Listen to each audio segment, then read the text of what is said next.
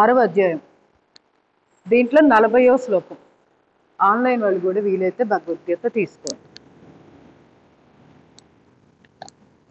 40, 41, 42 ఈ మూడు శ్లోకాలు గురించి చెప్తున్నాము.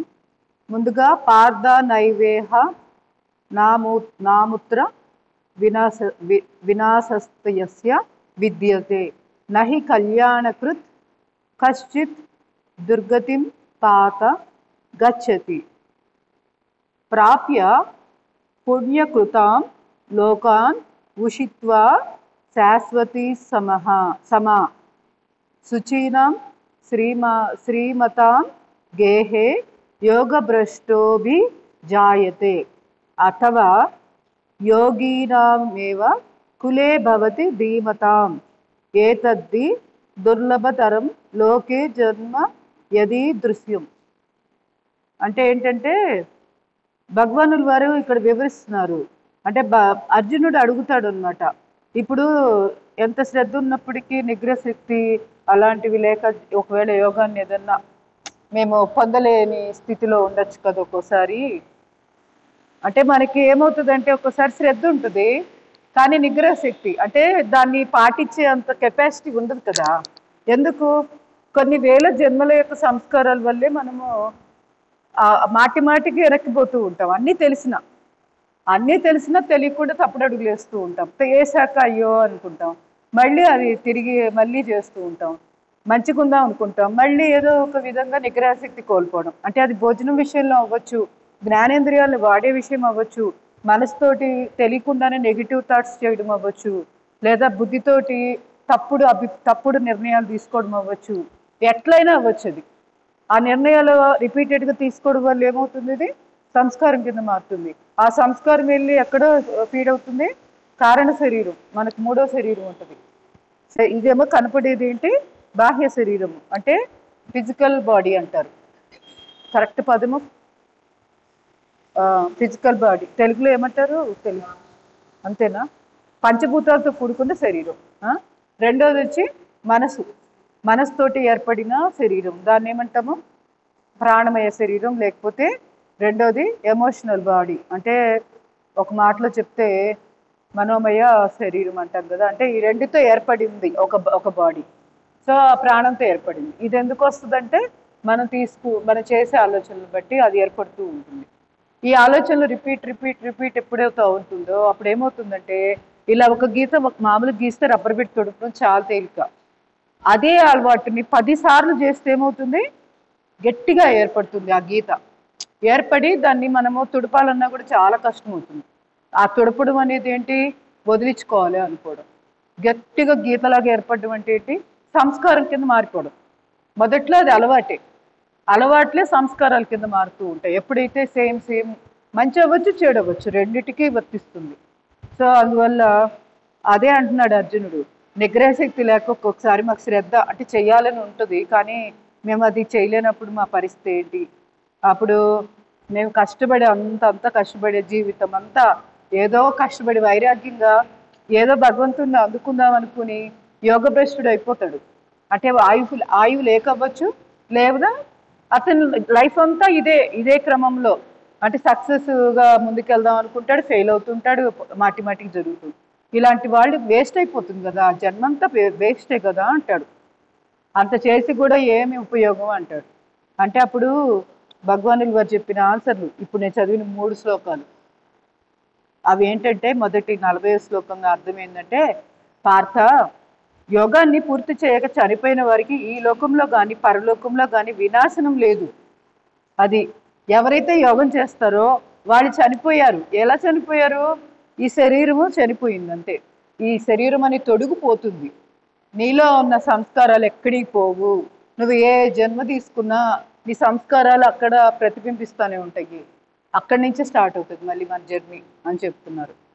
అలాగే మంచి పని చేసేవాడు ఎప్పుడునూ దుర్గతి పొందడు.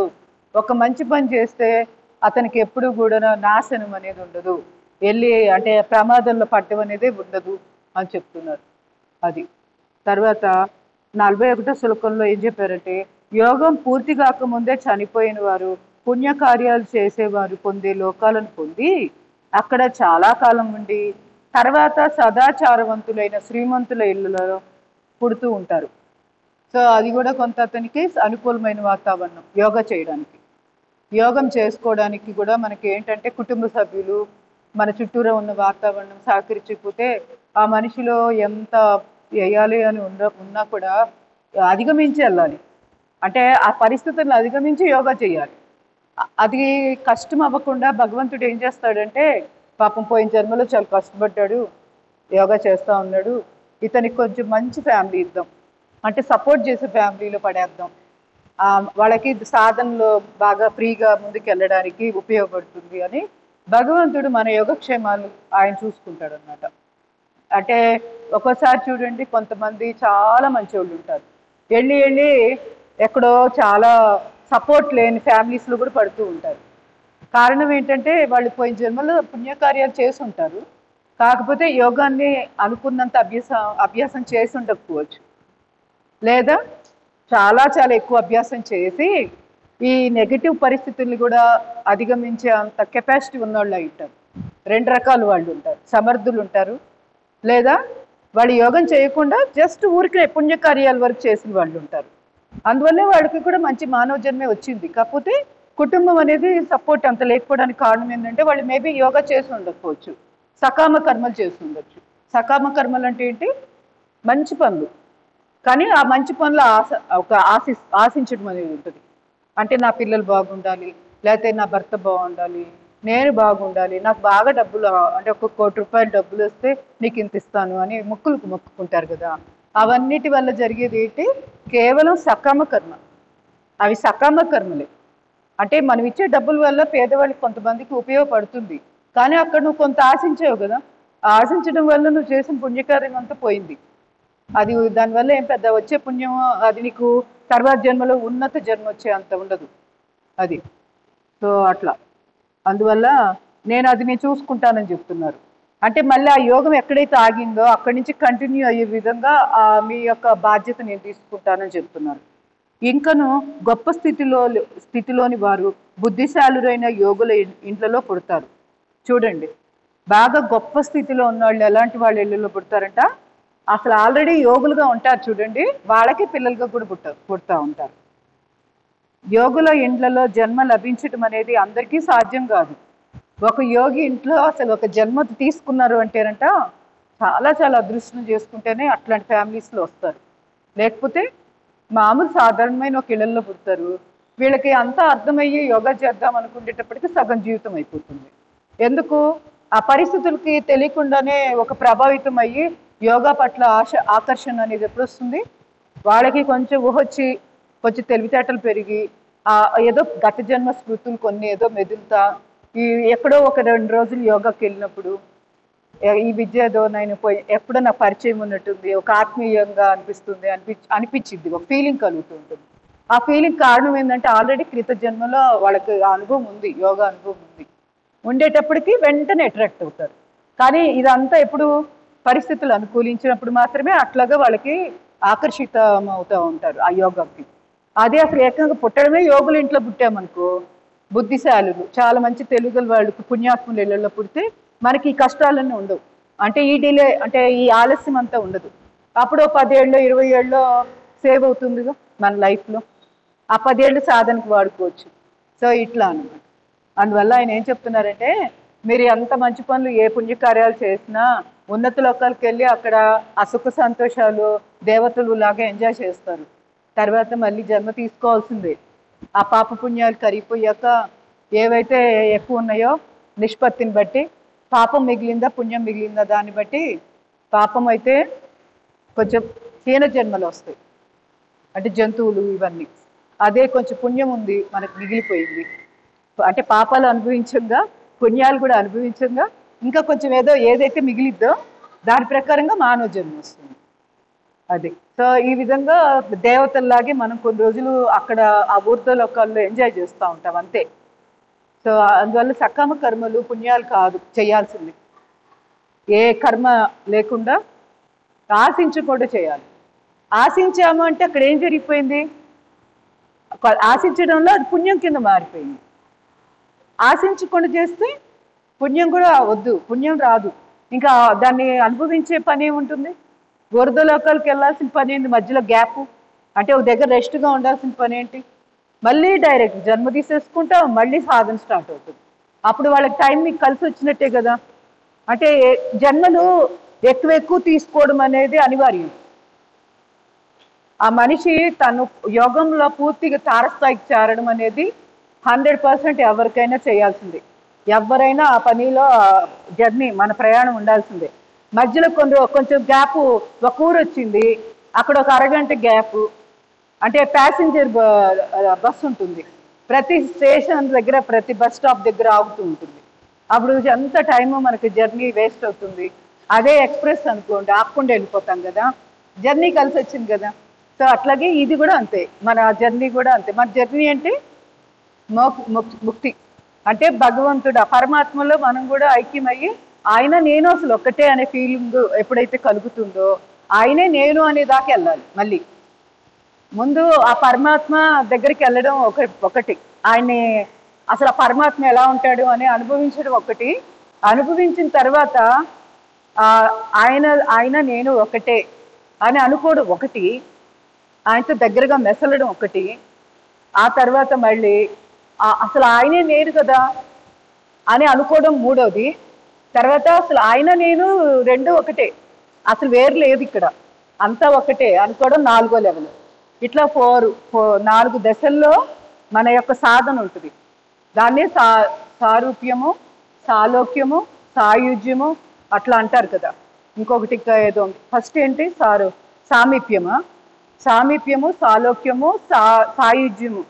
సాయుజ్యం అంటే ఇక పూర్తి కలిసిపోవడం, మధ్యలో ఇంకోటి పేరు ఉంటుంది ఏదైనా కానీ. ఈ 4 సాలోక్యం చెప్పానుగా అన్న, సామీప్యం, సాలోక్యం, సారూప్యం, సారూప్యం ఉంది ఒకటి, అంటే ఆ రూపం ఆయన నేను ఒకటే అనుకుంటాం.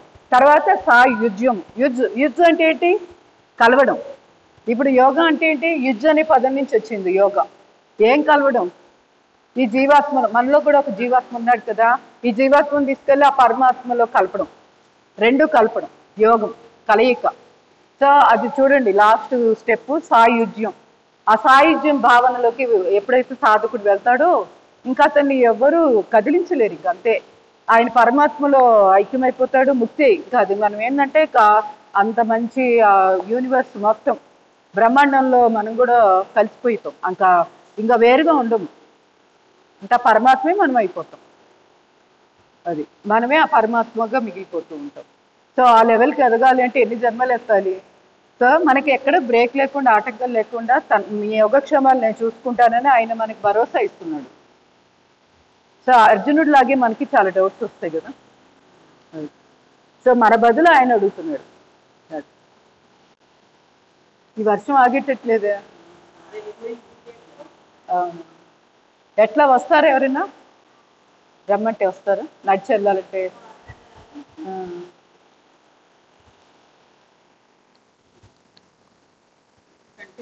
చేద్దామా? చేయనా? 43వ శ్లోకము, 44, 45, 46, 47 మొత్తం ఈ శ్లోకాలను చదవబోతున్నాం. 43 నుంచి.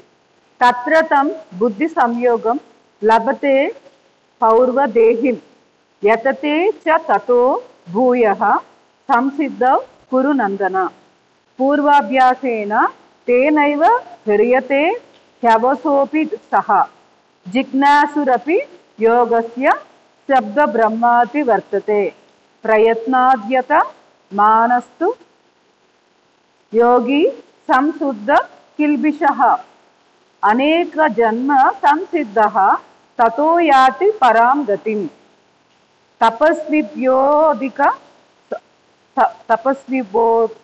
తపస్వి వ్యోధికో యోగి జ్ఞానవ్యోపి మతోదితః కర్మిభ్యశ్చాదికో యోగి తస్మాద్యోగి భవార్జున యోగినామపి సర్వేషాం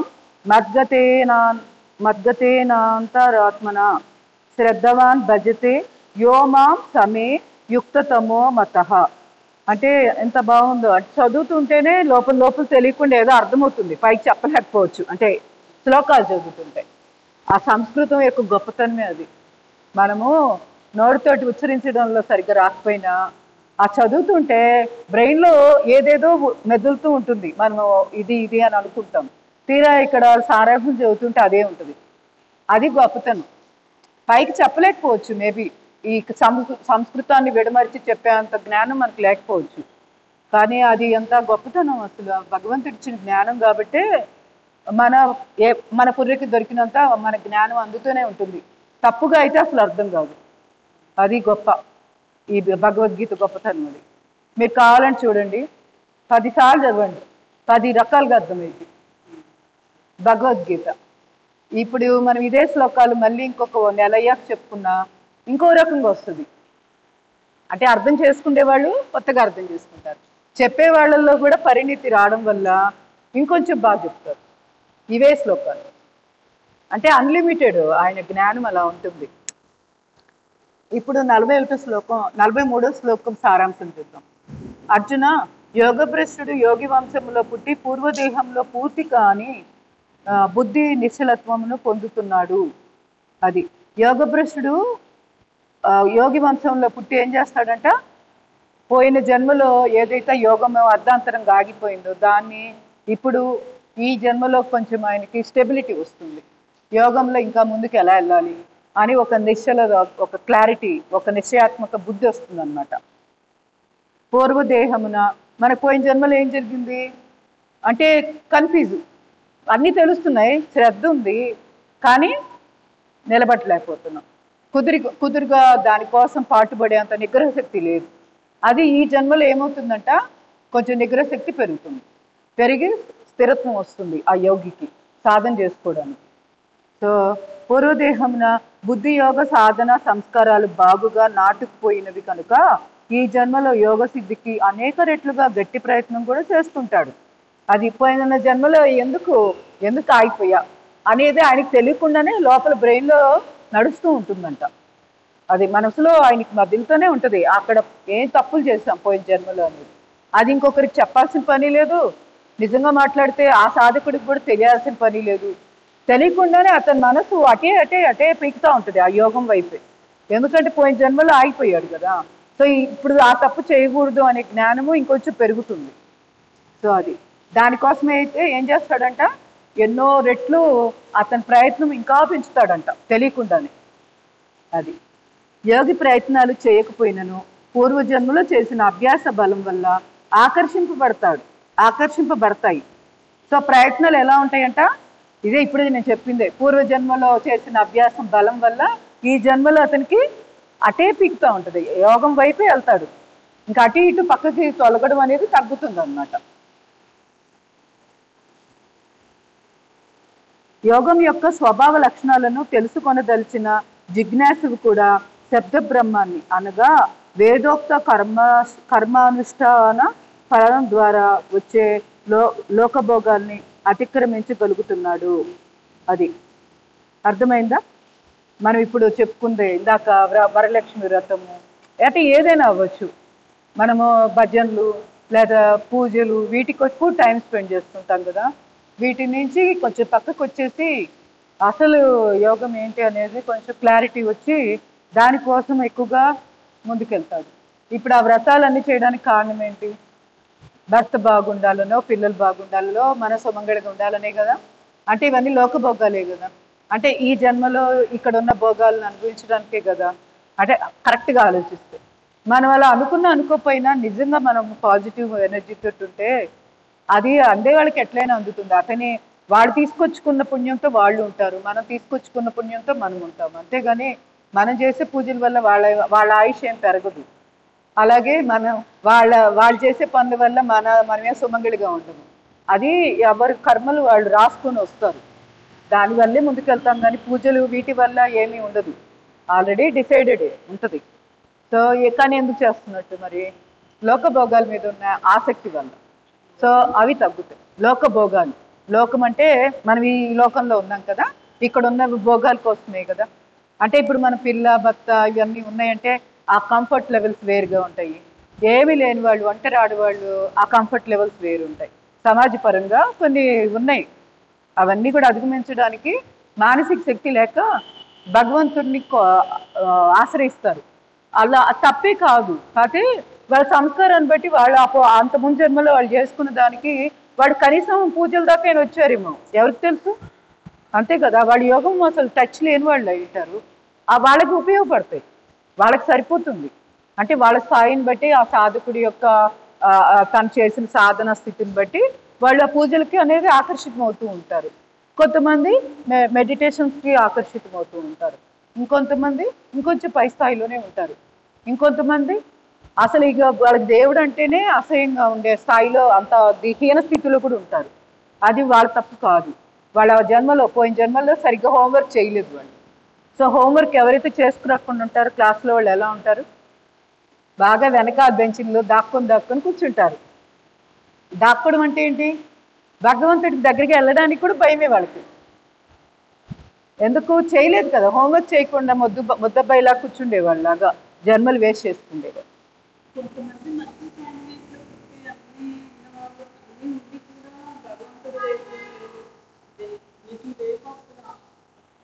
రారు అంటారు కదా.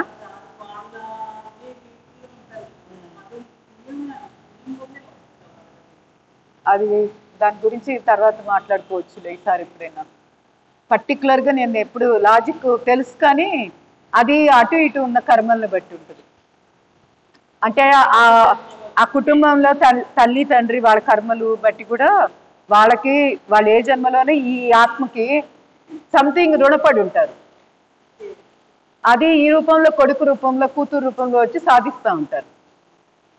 అట్లా భర్త రూపంలో కూడా అవ్వచ్చు, ఏదైనా అవ్వచ్చు. అంతేగాని అక్కడ వాళ్ళు అంటే వాళ్ళు పుణ్యాత్ములు కదా అంటే వాళ్ళు చాలా పుణ్యం చేసుకోబట్టే ఈ జన్మలో పుణ్యాత్ములుగా వచ్చారు. కానీ ఎక్కడో బాకీ ఉంటుంది కదా కొంత. మనం ఇప్పుడు అప్పు తీరకుండా వదిలేస్తే ఎలా ఉంటుంది? అప్పు అంటే ఈ డబ్బే కాదు కదా, ఎనర్జీ కూడా ఎట్లా పంపించాము, ఆ ఆత్మకి వేరేగా పంపించి ఉంటాం ఎప్పుడో మనకు తెలియకుండా. అది ఈ జన్మలో వేరేగా అనుభవిస్తూ ఉంటారు. ఆ అనుభవించడానికి కూడా రాగం ద్వేషం ఈ రూపంలో రెండు రకాలుగా అనుభవిస్తాం. రాగం రూపంలో అనుభవించేది ఒక బాధ అయితే, ద్వేషం రూపంలో అనుభవించేది ఇంకో రకమైన బాధ. అంతే కదా. మన అయిన వాళ్ళు ఆప్తులు మనల్ని కష్టపెట్టి ఇబ్బంది పెడుతుంటే రాగము అనే రూపంలో విపరీతంగా మదన పడిపోతూ ఉంటాం. అదే బయట వాళ్ళు, మనకు సంబంధం లేని వాడు కష్టపెడుతుంటే ఎలా ఉంటుంది? వాళ్ళ పట్ల విపరీతమైన శత్రుత్వం ఉంటుంది మనలో. సో అట్లా రెండు రకాలు, రెండు సేమే నిజంగా మాట్లాడితే. కొడుకు రూపంలో వచ్చి ఇబ్బంది పెడుతున్నా కూడా బయట శత్రువుతో సమానమే. కానీ దీన్నేమో యాక్సెప్ట్ చేస్తాం, దాన్నేమో యాక్సెప్ట్ చేయం. సో ఇక్కడ ఏం తెలుస్తుంది? యాక్సెప్టెన్సీ పెరగాలి అని అయిన వాళ్ళ ద్వారా మనకి ఒక కష్టం వస్తుందంటే ఏంటి? నీలో అంగీకరించే గుణము తక్కువగా ఉంది అని అర్థం చేసుకొని దాన్ని అంగీకరించాలి అని డైరెక్ట్గా హింట్. కాకపోతే మనమేమో అలా చేయలేము, బాధపడుతూ ఉంటాం. కానీ అది అధిగమించి ముందుకు వెళ్ళలేని పరిస్థితి. దానికి కూడా కొంత స్ట్రెంగ్త్ కావాలి. సో అందుకే ధ్యానం, యోగా ఇవి కొంత టెంపరీగా అయినా అది ఆత్మకి కొంచెం రిలీఫ్ వస్తూ ఉంటుంది, టానిక్ లాగా. దానిలోంచి సంకల్ప శక్తి పెరుగుతుంది. ఆటోమేటిక్గా రాగాన్ని అధిగమించగలుగుతాము. స్లోగా బయట ఉన్న శత్రుత్వం అదేమో అసలు వద్దు అనుకుంటే వదిలేస్తాం బయట వాళ్ళని, ఇంట్లో వాళ్ళని వదిలేయలేం కదా, ప్రాబ్లం అది. సో ఇట్లా ఉంటుంటాయి. అంటే అది పెద్ద ఇది, మనం వెళ్తే ఈ ఫలానా అని చెప్పలేము. అంటే ఇన్ని ఛాన్సెస్ ఉంటాయి, ఎక్కడ ఏది ఏంటో తెలియదు కదా. ప్రయత్నపూర్వకంగా యత్నించే యోగి పాపాలు పోగొట్టుకుంటాడు. సో ఎవరైతే ప్రయత్నపూర్వకంగా యోగం చేస్తాడో అతని పాపాలు ఆటోమేటిక్గా క్లియర్ అయిపోతుంటాయి. చూడండి, కంపల్సరీగా ప్రయత్నించడం ముఖ్యం కాదు. ప్రయత్నపూర్వకంగా అంటే పని కట్టుకొని, మనకి ఇష్టం లేకపోయినా, నీకు ఆ ఫిలాసఫీ తెలిసినా చాలు, నువ్వు ప్రయత్నపూర్వకంగా మొదలు పెట్టాలి ముందు, ఇష్టం లేకపోయినా. అందుకే అంటారు కదా భగవానుల వారు, భగవద్గీతలోనే ఏ చాప్టర్ నాకు గుర్తులేదు కానీ, 2 మార్గాలు ఉంటాయి అర్జున, అది ఏ మార్గం మంచిదో నువ్వే నిర్ణయించుకున్నప్పుడే దాన్ని బట్టే నీ ముందు జన్మలు ఉంటాయని చెప్తారు. ఏంటా మార్గాలు? శ్రేయ మార్గం, ప్రేయ మార్గం. శ్రేయస్సు అంటే మన మంచి ఏంటి, మనకి ఏది శ్రేయస్కరము అని అడుగు వేసేటప్పుడు ఎంతో కష్టంగా, ఎంతో భారంగా మొదలు పెడతాం పని. కానీ ఆ పని అయిపోయేటప్పటికి విపరీతమైన సంతోషం ఆనందంతో ఉంటాం. ఎందుకంటే అది మన శ్రేయస్ కోసం చేసిన పని. త్రయో మార్గం అంటే ఈ కనపడే ఈ జ్ఞానేంద్రియాలు వీటిని సంతృప్తి పరచడానికి, మనసుని ఉల్లాసంగా ఆహ్లాదంగా ఉంచడానికి, ఈ లోకంలో కనపడే భోగాల పట్ల ఆకర్షితమవుతూ ఉంటాం. ఫర్ ఎగ్జాంపుల్ ఇప్పుడు మనసు బాగాలేదు, యోగా చేస్తే మనసు కూడా రిలాక్స్ అవుతుంది. కానీ ఇది ఎంతమంది ఎన్నుకుంటున్నారు? సినిమా చూసేసి టెంపరీగా దాన్ని పక్కకి తప్పిద్దాం, కొంచెం టెన్షన్ని పక్కకు పంపించేద్దాం అనుకుంటుంటారు.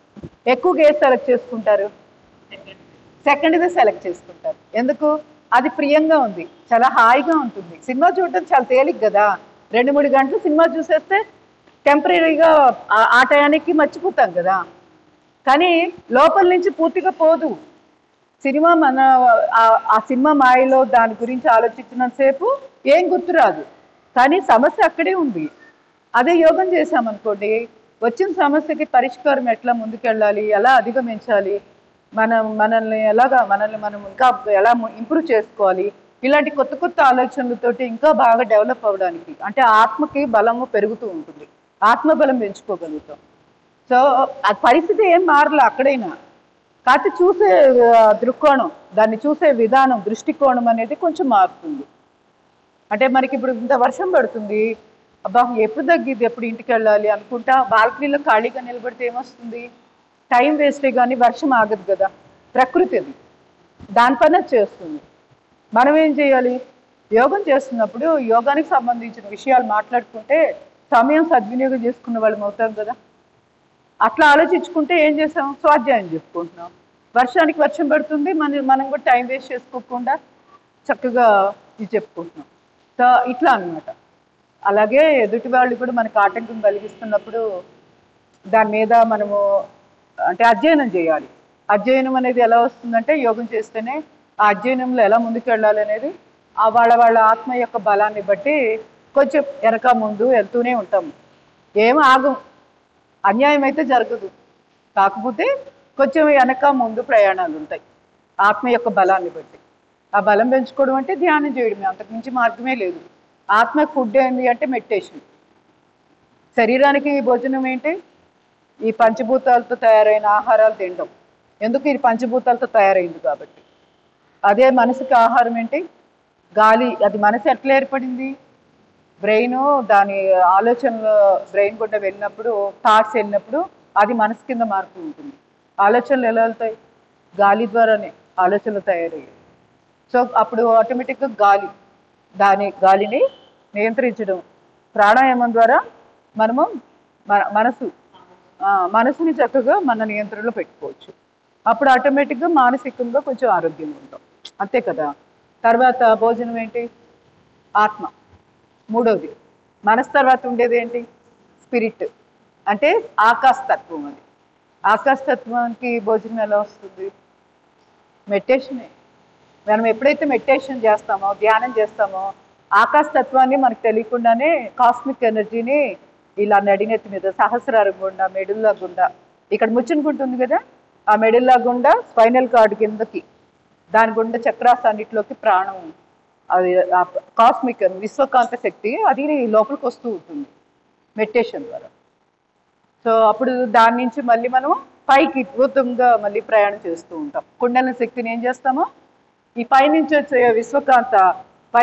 విశ్వకాంత శక్తిని కింద నుంచి ఊర్ధముఖంగా కుండలిని శక్తిని ఆల్రెడీ మేల్కొల్పాం కదా. తల్లి మేల్కో మేల్కో అని చెప్పేసి వివేకానందుల వారు కూడా చెప్పారు కదా. ముందు అది చేయాలి. ఎప్పుడైనా డైరెక్ట్ మెడిటేషన్ ఎప్పుడు చేయబాకండి, అనవసరంగా డేంజర్లో పడతారు అని చెప్పి మొన్నే కదా పుస్తకాలు చదువుకున్నాం. కారణం ఏంటి? డేంజర్లు ఎందుకు పడతాము? మీకు ఇక్కడ కుండల శక్తి కదలలేదు, పైనుంచి ఏమో కాస్మిక్ ఎనర్జీ వచ్చి పడుతూ ఉందనుకోండి మెడిటేషన్లో. అప్పుడు ఏం జరుగుతుంది? ఇది వెళ్ళి మూలాధారం స్వాధిష్టానాన్ని టచ్ చేస్తూ ఉంటుంది. చేస్తున్నప్పుడు మనకి విపరీతమైన కామోద్రేకాలు వస్తూ ఉంటాయి, కామంతో కూడుకున్న ఉద్రేకం వస్తూ ఉంటుంది. మనం దాన్ని తప్పుగా అన్వయించుకొని సెక్షువల్ డిజైర్స్ అనుకొని తప్పు దరిపట్టే అవకాశాలు ఉంటాయి. అందుకని ఏం చేయాలి? ఇటు కింద నుంచి కుండల శక్తి ఇంకా ఇస్తూ ఉండాలి, పైనుంచి కాస్మిక్ ఎనర్జీ వస్తూ ఉంటుంది, రెండు కలుస్తాయి. ఇలా కలిసినప్పుడు వెన్నుపూసలో మనకి చక్కగా యోగం జరుగుతూ ఉంటుంది. యోగం అంటే ఏం లేదు, ప్రతి చక్రాల్లో ఉండే బ్లాక్స్, ప్రాణశక్తి బ్లాక్స్ అవి క్లియర్ అయిపోతూ ఉంటాయి, కరిగిపోతూ ఉంటాయి. ముడులు అంటాం కదా. చక్రం అంటే ఏంటి అసలు? ఇలా ముడిలాగా ఉంటాయి. ఆ ముడులు విచ్చుకుంటాయి అన్నమాట. విచ్చుకున్నప్పుడు ఆ ముడి ప్లేస్లో కూడా ప్రాణశక్తి చక్కగా రెండు కలుస్తూ శరీరం అంతా కూడా చక్కగా మనకి కాస్మిక్ ఎనర్జీతో నిండిపోతూ ఉంటుంది. ప్రతి కణము కూడా. సో ఆ ప్రతి కణానికి అందాలి అంటే ముందు చక్రాస్లో బ్లాక్స్ క్లియర్ అయితేనే మనము పూర్తిగా అన్నిటికీ కూడా పంపించగలము ఆ కాస్మిక్ ఎనర్జీ. ఇట్లా సైంటిఫిక్గా ఉంటుంది. అందుకే ఎప్పుడు కూడా మెడిటేషను ఇలా సైలెంట్గా కూర్చోవడము అది గొప్ప కాదు. కనీసం ప్రాణాయామం చేయాలి. అశ్విని ఉదలు, కాయకల్ప ఇలాంటివి చేస్తే ఏమవుతుందంటే కొంచెం కుండల శక్తి కింద నుంచి కదలిక, ఇటు ధ్యానంలో కూర్చున్నప్పుడు పైనుంచి అది వస్తూ ఉంటుంది. రెండు కలుస్తూ ఉంటాయి. ఒక్కవైపే వన్ వే డైరెక్షన్ ఉండకూడదు, ఎప్పుడు డేంజర్ ఎంత మంచిదైనా కూడా. సో అది అంటే పతనం అయిపోయే ప్రమాదం ఎక్కువ ఉంటుంది అన్నమాట సాధకుడు. అది మన తప్పు కాదు, మన సంస్కారాలు కూడా కాదు. అక్కడ జరిగింది ఏంటంటే దాన్ని వేరేగా అన్వయం చేసుకుంటూ ఉంటాం.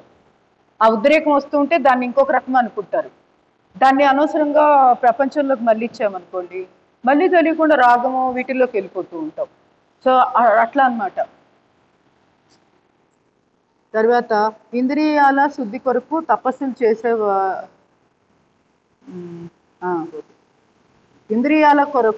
ఇంద్రియాల శుద్ధి కొరకు తపస్సులు చేసేవారి కంటే, ఆత్మస్వరూపాన్ని ఉపనిషత్తుల ద్వారా తెలుసుకున్న జ్ఞానుల కంటే, స్వర్గాది భోగాలకు యజ్ఞాది కర్మలు చేసేవారి కంటే బుద్ధి యోగి గొప్పవాడని గ్రహించు. చూడండి ఎంత బాగా చెప్పారు. ఎవరైతే బుద్ధియోగి సాధన చేస్తారో, బుద్ధి యోగం అంటే ఏంటి? నీ బుద్ధిని ఎప్పుడు కూడా నిశ్చయాత్మకంగా పరమాత్మ యందే పెట్టడం, ఆయన కోసం తప్పిస్తూ దానికి సంబంధించిన పనులు, దానికి సంబంధించిన సాధన, టార్గెట్ ఎంతసేపటికి పరమాత్మ. అసలు పరమాత్మను అందుకోవడం అంటే ఎలా తెలుస్తుంది? ఆయన కనపడట్లేదు కదా మనకి. ఎలా తెలుస్తుంది అప్పుడు? మరి బుద్ధి యోగం అంటే అప్పుడు ఎలా చేయగలుగుతాం చెప్పండి? పరమాత్మ స్వరూపం ఏంటి? ఆనందం. ఆనందం అంటే మనకి సినిమా చూసి వచ్చే ఆనందం కాదు. అదేంటి 3 గంటలు అయిపోగానే ఆనందం పోతుంది. అదే మీరు పర్ఫెక్ట్గా యోగా కానీ ఒక అరగంట మెడిటేషన్ చేసినప్పుడు వచ్చే ఆనందాన్ని మర్చిపోలేము ఎప్పటికీ. మీకు లోపల అది ఉంటుంది. అది ఎలా ఉందనేది గుర్తు ఉంటుంది. ఎందుకు గుర్తుంది? అది శాశ్వతమైంది కాబట్టి. అదే పరమాత్మ, ఇంకేదో కాదు. అంటే మనం మన మనసుకి బాగా మనస్ఫూర్తిగా ఆనందం పొందుతూ ఉంటాం చూడండి. సో అలాంటి పనులు చేయాలి. అది మన కర్మయోగం అంటే అది. ఆ చేసే క్రమంలో తెలియకుండా ఏం చేస్తాం, ఒక్కోసారి మళ్ళీ ఆశిస్తూ ఉంటాం ఎదుటి వాళ్ళ నుంచి. ఆ ఆశించడం అనేది గుర్తుపెట్టుకొని వదిలేయాలి. ఆశించకూడదు, ఇది నేను ఆశించకుండా చేయాలి అనే ఒక్కటి మనసులో ఎప్పుడు గుర్తుపెట్టుకుంటూ ఒక పని చేస్తూ ఉంటే కర్మయోగం అయిపోతుంది. ఆ కర్మయోగంలో మనం ఏంటి, దాని నుంచి బుద్ధి నిశ్చయంగా తయారవుతుంది. దేనికి నిశ్చయంగా తయారవుతుంది? ఏ పని అయితే చేయడం వల్ల నాకు ఒక ఆనందం వచ్చిందో, నిష్కామంగా చేయడం వల్ల ఒక ఆనందం వచ్చిందో, దాన్ని నేను నిలబెట్టుకోవాలి, దానికి నేను కట్టుబడి ఉండాలి అని దానికోసం తప్పిస్తూ ఉంటాం కదా, దాన్ని బుద్ధి యోగం అంటాం. సో అంటే ఇంద్రియాల శుద్ధి కొరకు తపస్సులు అంటే మనము వీటికి శుద్ధి చేయడం, కళ్ళు మూసుకొని ఉంటే కళ్ళు ఎక్కువగా దృశ్యాలు చూడదు కాబట్టి శుద్ధి అయిపోతుంది ఇలా అనుకుంటాం. అంటే వీటిని వాడటం వల్లే కదా ఇది మలినాలు అయిపోతుంది అని అనుకుంటాం. ఇవి కాదు. వీటిని నిగ్రహించడము, లేకపోతే వీటిని కదలకుండా వాడకుండా ఉంచడం ఇది గొప్ప కాదని చెప్తున్నారు. లేదా ఉపనిషత్తులు చదివేసి ఆ జ్ఞానాన్ని చదివేసి నాకు తెగ జ్ఞానం తెలిసింది అనుకుంటే అది కూడా అదేం పెద్ద గొప్ప కాదు అని చెప్తున్నారు. మరి ఏది గొప్ప అంట? యజ్ఞాలు యాగాలు చేసే ఆ కర్మల కాదు, అవి కూడా గొప్ప కాదు. మరి ఏం గొప్పవని చెప్తున్నారు? బుద్ధియోగి గొప్పవాడు అని గ్రహించు అని చెప్తున్నారు. అంటే అవన్నీ చేయకపోయినా పర్వాలేదు, నువ్వు బుద్ధి యోగం చేస్తున్నావా లేదా రోజు అనేది గుర్తుపెట్టు. అంటే నీ బుద్ధిని నిశ్చయాత్మకంగా పట్టుదలగా ఒక దానికోసమే పాటుపడుతున్నావా లేదా, ఆ పాటుపడే క్రమంలో నీకు ఆనందం దొరుకుతుందా లేదా. ఆనందం వస్తుందంటేనే నువ్వు బుద్ధి యోగం చేస్తున్నట్టు. నీకు ఆనందం రావట్లేదు అంటే అది బుద్ధి యోగం కాదు, నువ్వు బలవంతంగా చేస్తుంది. ప్రయత్నపూర్వకంగా చేయడం వేరు, బలవంతంగా ఇష్టం లేకుండా చేయడం వేరు, రెండు వేరు వేరు.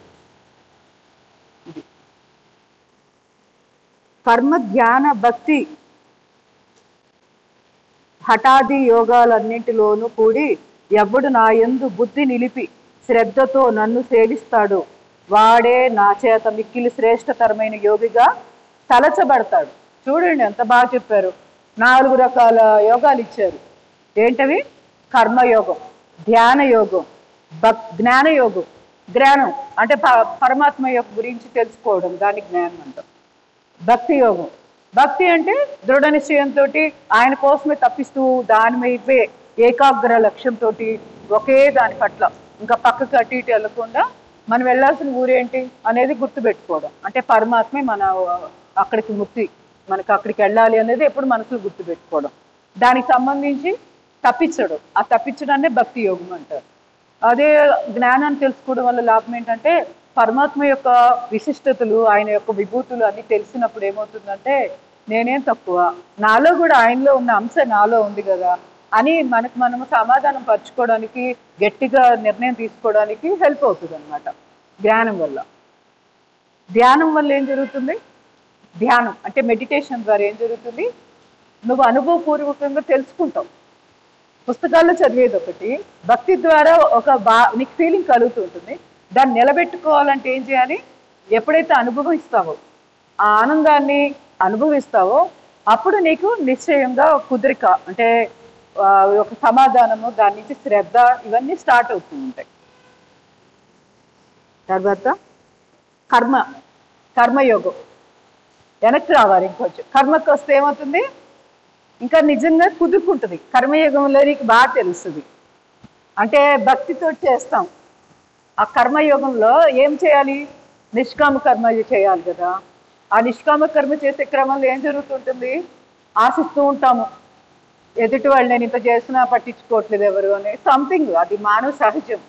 కానీ అది వెంటనే తెలుసుకొని ఏంటి నా ఆలోచన ఇట్లా మారుతుందని మళ్ళీ వెంటనే ఎలర్ట్ అయిపోతాం. అది ఎలా వచ్చింది? జ్ఞానం వల్ల వచ్చింది, అంతే కదా. నీకు పరమాత్మ యొక్క జ్ఞానము చదువున్నావు కదా, దాంట్లో ఏం చెప్పారు, కర్మయోగం అంటే ఏంటి అనేది నీకు అక్కడ క్లారిటీ వచ్చింది కదా. ఇక్కడ పని చేస్తున్నప్పుడు నీకు తెలియకుండానే మళ్ళీ వెనక్కి పోతూ ఉంటాం, పోయినప్పుడు గుర్తు పెట్టుకుంటూ ఉంటాం. ఆ గుర్తు పెట్టుకునే క్రమంలో కర్మయోగాన్ని ప్రాక్టికల్గా ఇంప్లిమెంట్ చేస్తూ ఉంటాం. అంటే నిజ జీవితంలో మనం కదలకుండా కూర్చోలేం కదా. అన్ని రకాల వ్యక్తులు, స్వభావాలతోటి మనం డీల్ చేయాల్సి ఉంటుంది. అలాంటప్పుడు మనలో మళ్ళీ తెలియకుండా రాగమో, ద్వేషమో, ఆశించడం, అంటే చేసిన పనికి ప్రతిఫలం ఆశించడం, ఇలాంటివి జరుగుతూ ఉంటాయి కదా. ఇవి రాకుండా కర్మయోగం సహాయం చేస్తూ ఉంటుంది. సో ఇట్లా 4 యోగాలు. ఈ 4 యోగాలు అన్నీ కూడా ఎవరైతే నా యందు అంటే మళ్ళీ తనని ఎప్పుడు కూడా మనసులో గుర్తుపెట్టుకుంటూ చేయాలి. ఈ పనులు చేసేటప్పుడు, ఈ 4 యోగాలు చేసేటప్పుడు పరమాత్మే మన మనసులో ఉండాలి. అలా ఎవరైతే చేస్తారో, నన్ను ఎవరైతే సేవిస్తారో వాడే నా చేత మిక్కిలి శ్రేష్టతరమైన యోగిగా తలచబడతాడు. అంటే 4లో ఏది నచ్చితే అది తీసుకోండి అని చెప్తున్నారు.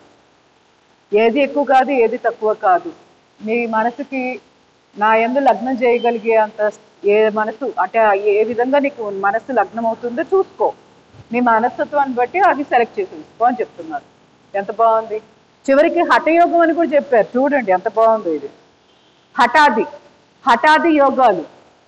హఠ అంటే ఏంటి? మనం ఇప్పుడు చేసి ఆసనాలు అంటే ఫిజికల్ ఎక్సర్సైజ్ చేయడం వల్ల అలసిపోతాం కదా. అలసిపోయిన క్రమంలో తెలియకుండా కొంతసేపు అయినా, కొన్ని సెకండ్లు అయినా ఒక ఆనందం పొందుతున్నాం కదా, ట్రాన్స్లోకి ఇట్లా వెళ్ళిపోయినట్టు. సో నీకు అక్కడ ఫీలింగ్ గుర్తుపెట్టుకున్నావు అనుకో, అదే కదా పరమాత్మకు సంబంధించిన ఆనందం కోసం నేను ప్రయత్నం చేస్తే అది ఎక్స్పీరియన్స్ అదే కదా అని నీకు సమాధానం పడతావు. సమాధానం పడ్డప్పుడు ఏదో ఒక రోజు నీకు ధ్యానం చేయాలనిపిస్తూ ఉంటుంది. సో ఆటోమేటిక్గా ధ్యాన యోగానికి వెళ్ళిపోతాం, అంతే కదా. సో ఇట్లా అన్నమాట. హఠయోగాన్ని కూడా కలిపారు భగవంతుడు. అంటే ఇప్పుడు మనం చేస్తున్నదే. మన దాంట్లో హఠయోగం వచ్చింది, జ్ఞానయోగం ఉంది, మళ్ళీ రాజయోగం కూడా ఉంది. రాజయోగం అంటే ఏంటి? మనసుని అదుపులో పెట్టుకోవడం. అంటే దాన్ని అదుపులో అనడం కంటే కూడా మనసుని నియంత్రించడం. అంటే దాన్ని మనమేం కంట్రోల్ చెయ్యంలే, కాకపోతే న్యాచురల్గానే మనసు దానిపైన చేస్తూ ఉంటుంది, ఆలోచించడం. కాకపోతే ఆలోచించే విషయాల పరమాత్మకు సంబంధించిన ఆలోచన చేయాలి అని మన నిర్ణయం ప్రకారంగా మనసు పనిచేస్తే అదే రాజయోగం. సో ఆది అంటే హఠము మొదలైన ఎక్సెట్రా ఎక్సెట్రా అని. దాంట్లో రాజయోగం కూడా వస్తుంది. కుండలిని యోగం కూడా వస్తుంది. కుండలిని అంటే కింద చెప్పాను కదా, కుండలిని శక్తిని మనం ఊర్ధముఖంగా ప్రయాణింపజేయాలి. ఇట్లా రకరకాల యోగాలు, నెంబర్ ఆఫ్ యోగాలు. ఎందుకంటే స్వర యోగా మీకు చెప్పాను కదా ఒకసారి, ఎడముక్కు ద్వారా బాగా డీప్ బ్రీత్ అవుట్ చేస్తే నీకు ఇడానాడి అంటే ఎడమ వైపు ఉండే నాడి స్వరము యాక్టివ్ అవుతుంది. అట్లా కుడివైపు ముక్కు ద్వారా ఎక్కువ శ్వాసలు తీసుకొని వదలడం చేస్తూ ఉంటే సూర్యనాడి యాక్టివ్ అవుతూ ఉంటుంది. ఇట్లా మనం అప్పుడు చేయాల్సిన కార్యం ఏంటి, దాని ప్రకారంగా ఏ నాడిని ఎక్కువ యాక్టివేట్ చేసుకుంటే సక్సెస్ఫుల్గా ఆటంకాలు లేకుండా ముందుకు వెళ్తాము, దీని గురించి అవగాహన కల్పించుకున్నాం అనుకోండి, అది దాన్ని స్వరయోగం అంటారు. అది కూడా ఒక యోగమే, అది కూడా భగవంతుని వారు అందుకే హఠాది యోగాలు అని చెప్పారనమాట. అంటే హఠము మొదలైన అని ఎందుకన్నారంటే ఇంకా ఆ యోగాలకి ఎన్నో పేర్లు, ఎన్నో ఆ సాధన చేసే క్రమంలో సాధకుడు అతనికి ఏ విధంగా కంఫర్ట్గా అనిపిస్తే అంటే ఆ పరమాత్మ యొక్క ఆనందాన్ని చవి చూశాడు, దాంట్లోంచి వచ్చిన యోగా పేర్లు అన్నమాట ఇవన్నీ. అంటే కొంతమంది స్వరయోగం ద్వారా పరమాత్మ ఆనందాన్ని పొందుతున్నారు, కొంతమంది కుండలిని శక్తి ద్వారా పరమాత్మ ఆనందాన్ని పొందుతున్నారు, కొంతమంది ఆసనాలు చేస్తూ పొందుతారు.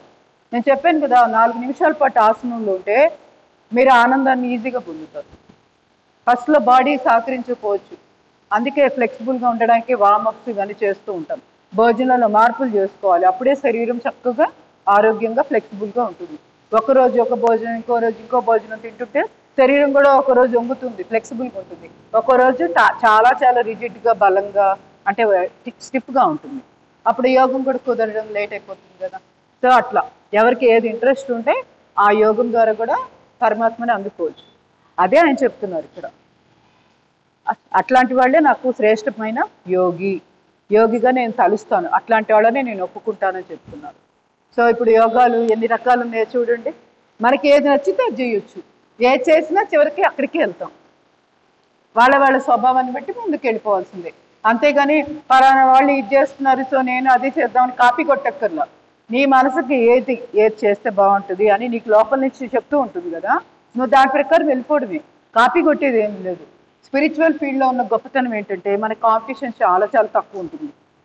సో హ్యాపీగా అసలు మనము ఉత్సాహంగా మనల్ని ఎవరు ఏమీ ఆపరు. స్పిరిచువల్ ఫీల్డ్లో ఆపేది మహా అయితే రాగము ద్వేషం వల్ల మన వాళ్ళు బయట వాళ్ళు వీళ్ళ వల్లే కొంచెం ప్రాబ్లమ్స్ వస్తాయి.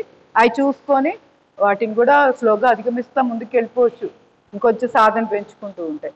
సో అల్టిమేట్ సమాధానం వచ్చి ధ్యానం అంతే, దాన్ని మించింది లేదు. ఎవరు ఎన్ని చేసినా చివరికి వాళ్ళందరూ ధ్యాన స్థితి నుంచి పైకి వెళ్ళాల్సిందే. సమాధి స్థితి అల్టిమేట్. సమాధి అంటే ఆ పరమాత్మ యందే స్థితమై ఉంటూ ఉంటారు, అది అల్టిమేట్. మళ్ళీ ఆ సమాధిలో కూడా 2 రకాలు ఉంటాయి, సవికల్ప సమాధి, నిర్వికల్ప సమాధి అని ఉంటాయి. సో ఆ సవికల్ప నిర్వికల్ప సమాధుల్లో కూడా అంతే. సవికల్ప అంటే వాళ్ళకి తెలుస్తూ ఉంటుంది ఆలోచనలు, అంటే వాళ్ళు చేస్తున్నదంతా వాళ్ళ ప్రక్రియ అంతా తెలుస్తూ ఉంటుంది. నిర్వికల్ప సమాధిలో ఏమీ తెలియదు, ఇంకా ఆ పరమాత్మే అయి ఉంటారు వీళ్ళు కూడా. ఆయనలో కలిసిపోయి హాయిగా ఆనందాన్ని ఎంజాయ్ చేస్తూ ఉంటారు. ఇక వాళ్ళు బయటకు వచ్చాక మళ్ళీ అదేమీ ఉండదు, కానీ వాళ్ళకి లోపల అంతా ఎక్స్పీరియన్స్ ఉంటూ ఉంటుంది. సో అట్లా ఫీలింగ్. సో అది నిర్వికల్ప, అంటే ఆలోచనలు ఉండవు ఇంక వాళ్ళకి. అది అంటే ఈ ప్రపంచం పట్ల స్పృహ ఉంటుంది ఇంక వాళ్ళకి. సో ఇది ఓవరాల్గా ఇట్లా చాలా ఉంటుంది చెప్పుకుంటా పోతే. ఇవాళ వర్షం వల్ల లక్కీగా మనం చాలా చెప్పుకున్నాం. బాగా వినపడిందా అంటే? చాలా అద్భుతంగా ఉందమ్మా, చాలా చక్కగా చెప్పావు. చాలా రోజుల తర్వాత చాలాసేపు స్వాధ్యాయం చెప్తున్నా. వినపడిందమ్మా?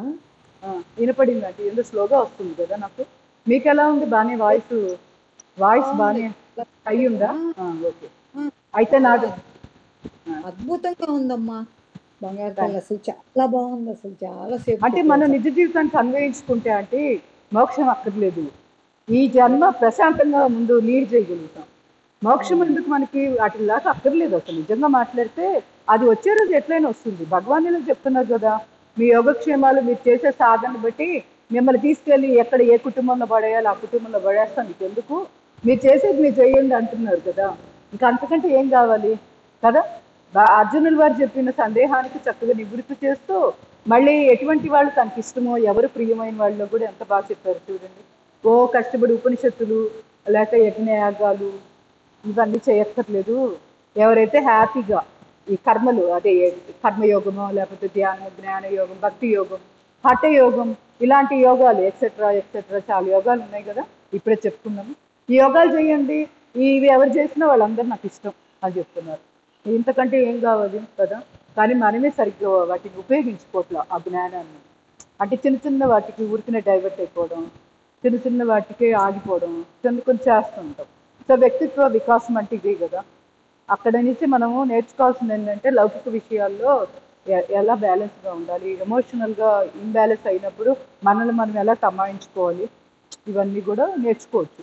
ఇంకొంచెం లోతుగా వెళ్తే ఫిలాసఫీ వైపు వెళ్లకుండా మంచిగా చూసుకుంటే ఇట్లా కూడా మనల్ని మనం అంటే నిలదొక్కుకోవచ్చు. ఏదైనా పరిస్థితులు అధిగమించాలి అన్నప్పుడు ఒక్కోసారి ఈ ప్రపంచంలో చాలా ఇబ్బంది పెడుతూ ఉంటాయి కదా, అలాంటివి వచ్చినప్పుడు చక్కగా అధిగమించడానికి భగవద్గీత ఎట్లా చూసుకున్నా ఉపయోగపడుతుంది. అది. ధన్యవాదాలు. Great. Deep breathing.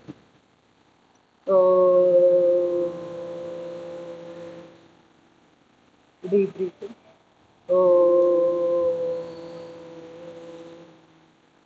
Deep breathing.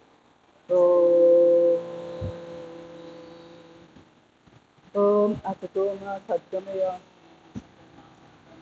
తమసో మా జ్యోతిర్గమయ మృత్యోన్మ అమృతం గమయ. ఓం శాంతి శాంతి శాంతి. హరి ఓం. సర్వే జన సుఖినో లోకా సమస్త సుఖినో సమస్త సన్మంగళాన్ని జయ.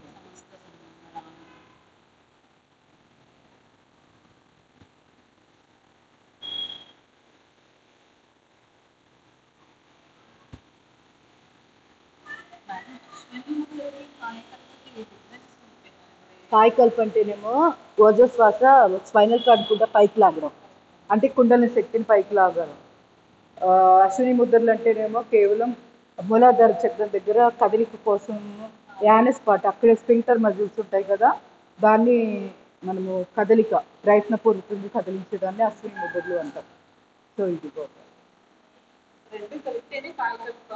రెండు కలిపితే కాయకల్ప యోగం అంటారు. కాయకల్ప యోగం. ఓజోశ్వాస అంటే అక్కడ ఏంటంటే మన శ్వాస గాలి శ్వాస కాదు, ప్రాణశక్తితో కూడుకున్న శ్వాసని ఇట్లా వెన్నుపూసను గుర్తు చేసుకుంటూ మూలాధారం నుంచి సహస్రారం దాకా తీసుకెళ్తాం. దాన్ని మళ్ళీ మనము రెండు పళ్ళు కలిపి ఇలా విద్యుత్ శబ్దం చేస్తూ ఆ ప్రాణశక్తిని మన స్పైనల్ కార్డు గుండా కిందకి ఇలా తీసుకొస్తాం. ఆ తీసుకొచ్చే క్రమంలో శరీరం అంతా వ్యాపిస్తున్నట్టు ఫీల్ అవుతూ ఆ ఓజోశ్వాసను రిలీజ్ చేయాలి. అప్పుడు అశ్విని ముద్ర వేసుకొని ఉంటాం. తర్వాత మళ్ళీ అశ్విని ముద్రని రిలీజ్ చేయాలి. ఈ క్రమంలో రిలీజ్ అది ఆటోమేటిక్గా రిలీజ్ అయితే మళ్ళీ ఇంకొకసారి అశ్విని ముద్ర టైట్ చేసి వదిలేయాలి. ఇది కాయకల్ప. చాలా ఆనందంగా ఉందరా, చక్కగా చెప్పారు. థ్యాంక్ యూ అండి. Thank you. అంటే ఇక్కడ మన వాళ్ళు అశ్విని ముద్ర కాయకల్ప రెండు వేరు వేరా మేడం లేకపోతే ఒకటేనా అని చెప్తున్నాను. అశ్విని ముద్ర ఒక్క భాగమే కదా, కాయకల్ప అంటే దానికి ఓజస్సు కలిస్తేనే కదా కాయకల్ప యోగం. కాయకల్ప యోగం. ధన్యవాదాలు. ఓకే అమ్మా. ధన్యవాదాలు.